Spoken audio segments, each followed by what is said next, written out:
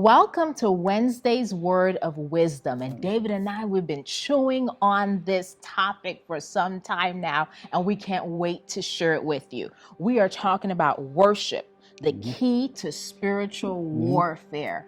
Oh my goodness, guys, we've just been discussing it and talking about how applicable it has been in our lives. All right, let's start with you, hon.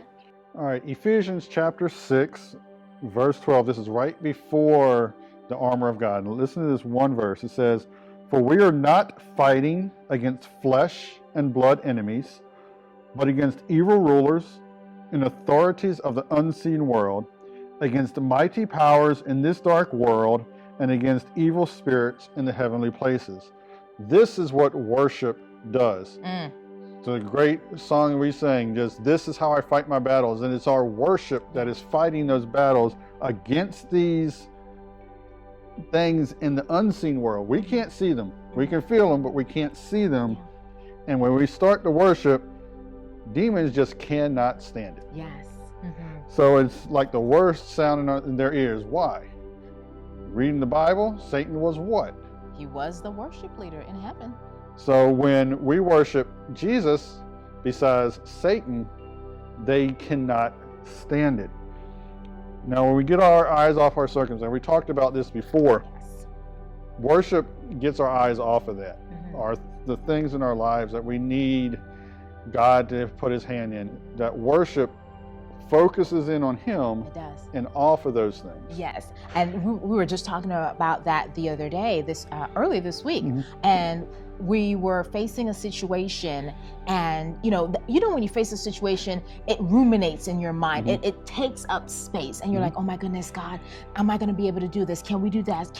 Is everything going to work out? Oh my goodness, and we just had to stop and put on the worship music. And what that does is that it just as David said, it shifts us. It takes our mind off the situation and onto God. Instead of being angry, we worship. Instead of allowing anxiety to rule, we praise. Instead of succumbing to self-pity, we go to the one who lifts us up.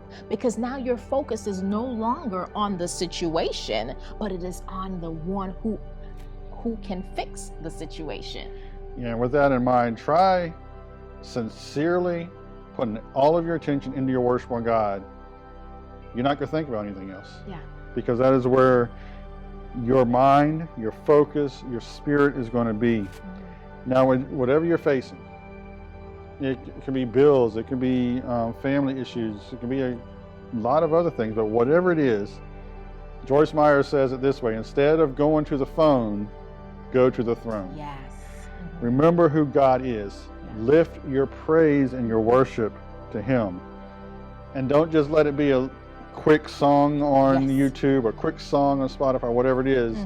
You get into His presence and you stay until you feel heaven has touched that situation. That is a good point, hon, because there has to be a desperation. I keep thinking and replaying the image in my mind of the woman with the issue of blood. There was such a desperation that she pushed past whatever it was, the people, the ridicule, the shame, the scorn, and she just pushed. And I encourage you that in your time of worship, just push, just press. You may have to listen to 10 songs. You may have to cut it off and jump around and sing and cry out, Jesus, hear me in my situation. And oh my goodness, I'm promising you, your heart will shift, and then you get aligned to hear what the battle plans are. We know that in even when you play a game, whether it's a video game or just a board game, your strategy is not the same every time to guarantee a victory, right? And so therefore we have to listen to God's battle plan. So I think that's what worship does in the first place. So first we have to take our eyes off the situation,